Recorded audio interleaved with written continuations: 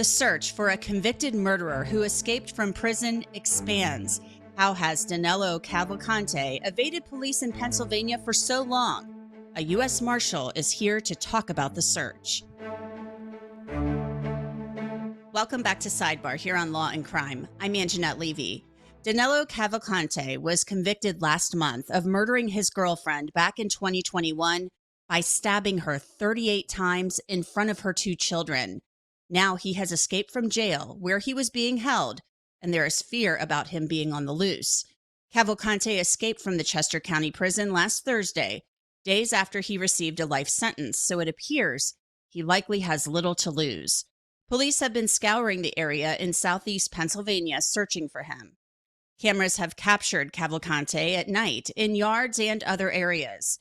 These are the most recent photos of Cavalcante from Monday night. They were captured by cameras at a botanical garden 3 miles away from the prison. Schools in the area have closed as the search continues. Officials have updated the public almost daily about the search. The photos confirm that Cavalcante has not changed his appearance, but also that he has obtained a backpack, a duffel sling-type pack, and a hooded sweatshirt. Cavalcante is depicted in the photo walking north at 8:21 p.m., and then back south through the same location at 9:33 p.m. One tactic police have tried in tracking down Cavalcante, they've actually broadcast a message from helicopters from his mother, pleading with him in Portuguese to turn himself in. The FBI and the US Marshal Service are assisting with the search.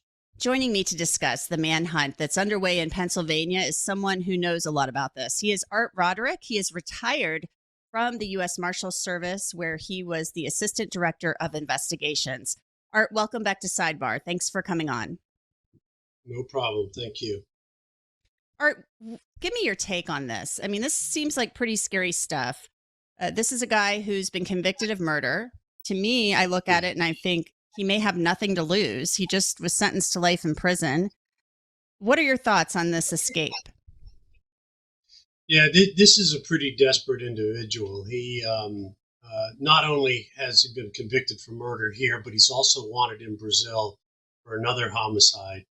And I think at this point in time, the Brazilians are coming up with provisional arrest warrant through the Department of Justice.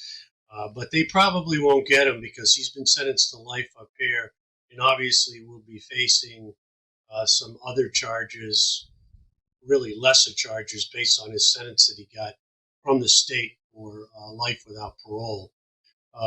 So it's really just a matter of getting this individual back into custody. But desperation is a key at this point. He's been out almost a week at this point. And, he's it looks like he's got some supplies. He's got a backpack. He's got some type of bag that he's carrying with him. But the only way for him to get supplies is he's got to break into homes or vehicles to get what's needed.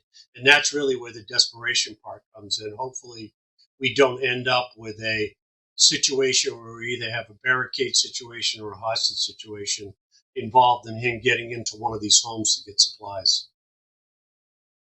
And that's my thought, too, is the fact that we could get into a hostage situation here if he feels desperate enough and could try to use that. You know, if he's hungry, he's been on the run, he's not getting sleep, he's not thinking clearly, and possibly try to use any hostage as a bargaining chip. It seems to me, the search area has expanded. They said that in their most recent update. But they're getting images of him on camera, so they know he is still in the general area.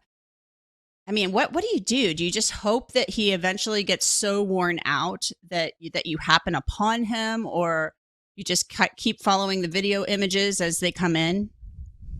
Yeah, it's a little bit of both. I mean, we're basically waiting for him to make a mistake, and we've heard several reports of some burglaries that have occurred in that area.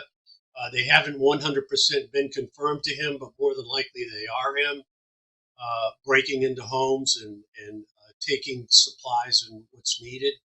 But it's a tough situation. I mean, it's not, you hear the Marshal Service and the Pennsylvania State Police talk about stressing him.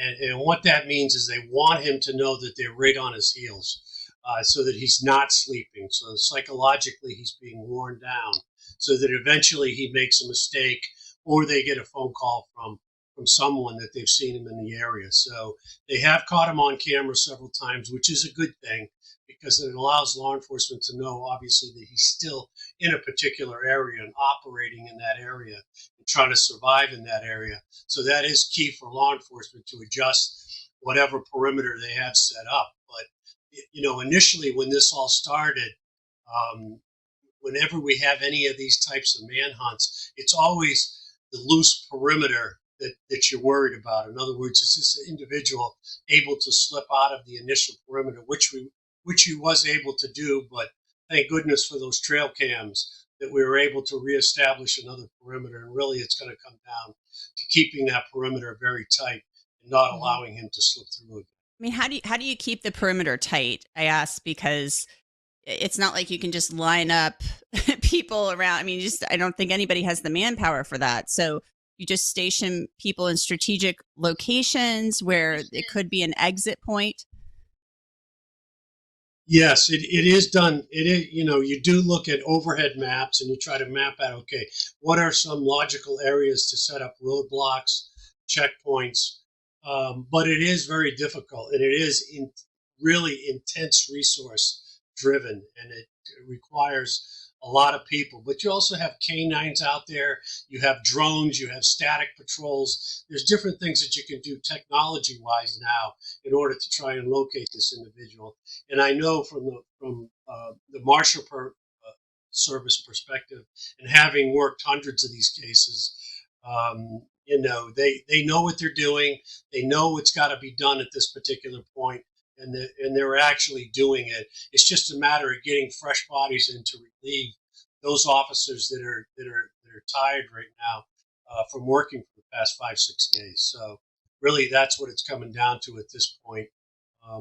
We have just recently had Burham, who was an escapee out of Pennsylvania, who was out there for a week. So we are getting to that point where, how much of this stress is weighing on him psychologically, since we're almost at the weak point in time that he's got out. The man you just mentioned, he escaped from the same prison. I mean, I would think that if you are working at this prison or you're in the county, you'd think, what is going on? I agree. They have had 3 escapes within the past couple of months there in the Pennsylvania area. So really, they've got to go back and look at their security protocols, because mostly every single escape occurs due to human error or security protocols not being followed by corrections staff in these prisons. And, it's tough to blame the prisons because they are very short on staff. I mean, nationwide, we're about a third down of corrections officer staff all around the country. So it does start weighing on corrections officers when they have to work double or triple shifts overtime to go ahead and secure these facilities. But they've definitely got to take a look at their security protocols at this particular prison. Most certainly. And I mean, I don't envy the job of a corrections officer. Prisons are rough places. So I know it's a tough job, but this guy, according to sources, escaped in a similar fashion from the other man who escaped. It says that he made it up to the roof, ran across the roof, and then scaled down to a less secure area of the prison, was able to get out that way. So it's almost like they're trading secrets in there. Right, which occurs quite a bit, by the way. That does occur inside prisons. I mean, information, intelligence is shared among prisoners about what the guard shifts look like. I mean, they really have all the time in their hands to plan the escape. I mean, really, most escapes are done in 3 phases. First one being the plan, and the second one being execution. And usually, those 2 phases are what the inmate has control over. What he doesn't have, or he or she does not have control over, is once they actually break out. And that's the toughest part of any escape plan is okay, now once I'm out, how do I get out of the area? And apparently this particular individual really didn't have a great plan for getting outside. So really, it's going to come down to keeping that perimeter tight to make sure he's within the target area so that they can keep concentrating on searching homes and getting phone calls from residents in that particular target area. One of the more interesting tactics I think that they tried to use here was they broadcast a message from his mother, I guess from a helicopter or something.